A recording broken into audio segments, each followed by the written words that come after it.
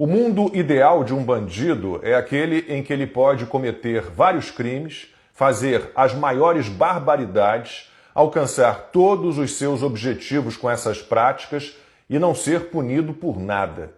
O mais incrível é que esse mundo não só existe, mas foi, digamos, atualizado por certos ministros de certa Suprema Corte de certo país. Certo no sentido de algo ou alguém não determinado, não especificado, pois não são corretos nem verdadeiros os personagens, o tribunal e o país a que faço referência. O uso dos pronomes vale apenas como uma piada sem graça. E de que maneira o sonho de todo fora da lei foi melhorado? Os magistrados tiveram a permissão para cometer toda sorte de abusos, arbítrios e ilegalidades como se bandidos não fossem, mas heróis. Para muitos, super-heróis.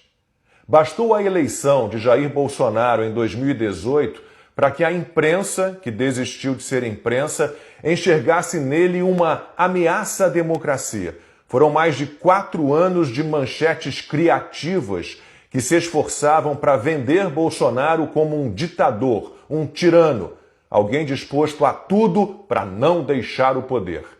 Não importava que ele estivesse disposto a diminuir o tamanho do Estado, a se empenhar em defesa da liberdade, contra o controle social. Todo e qualquer ato dele, toda e qualquer declaração dele era traduzida criminosamente como atos autoritários. As manifestações de apoio ao presidente só podiam ser antidemocráticas. Os fascistas, que se diziam antifascistas, esses sim eram os defensores da democracia.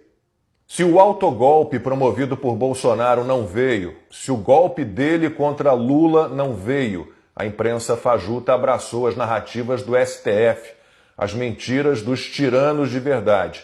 O fascismo imaginário suplantou o fascismo real, com os boçais tomando poder e iniciando a maior perseguição política da história do Brasil. O povo deixou de ser soberano.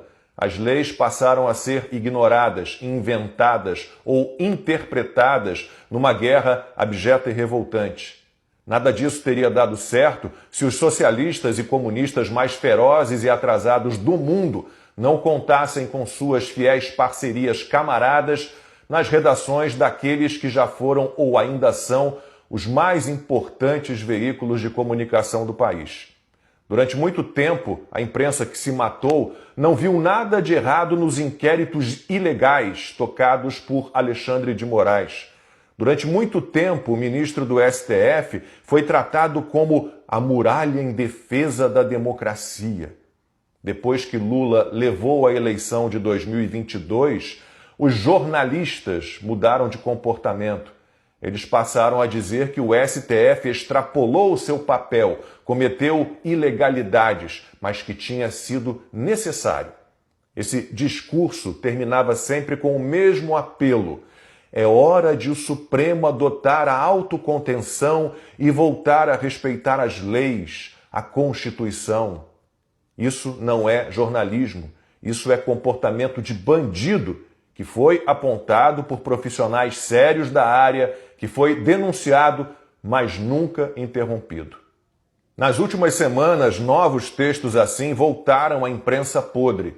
No O Globo, Malu Gaspar assinou o artigo "Derrotado o golpismo, é hora de o Supremo se conter".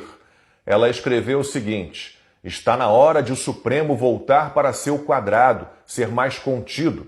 Embutido nesse raciocínio está o reconhecimento de que o tribunal, Alexandre de Moraes em especial, foi além de suas atribuições em vários momentos. E tudo bem, porque foi por boa causa, mas agora chega. Com as tentativas igualmente criminosas de Gilmar Mendes, que tenta dificultar o processo de impeachment de ministros do Supremo, e Dias Toffoli, que decretou o sigilo máximo no caso do Banco Master, Malu Gaspar fez outro texto e cobrou a limitação de poder, que lhe parecia desnecessária e inconveniente até agora. Também no Globo, Merval Pereira publicou há poucos dias o artigo "Interesses não republicanos". Ele escreveu que os ministros do Supremo viraram entidades próprias e cada um atua de acordo com seu pensamento e seu desejo. Muito bem. O problema é que Merval também aceita a tirania para salvar a democracia. Fomos aceitando exageros de interpretação, mas, como era para defender a democracia, vá lá. E vemos a democracia ser corroída por aqueles que supostamente trabalharam para salvá-la. De novo, isso, para um jornalista, deveria ser considerado prática criminosa. E todo o país, e todos nós, somos vítimas desse bando que aceita abusos, arbítrios e ilegalidades, desde que seja por uma boa causa, definida, claro, conforme critérios dessa gente que não tem critério, não tem caráter, nem ética, nem moral.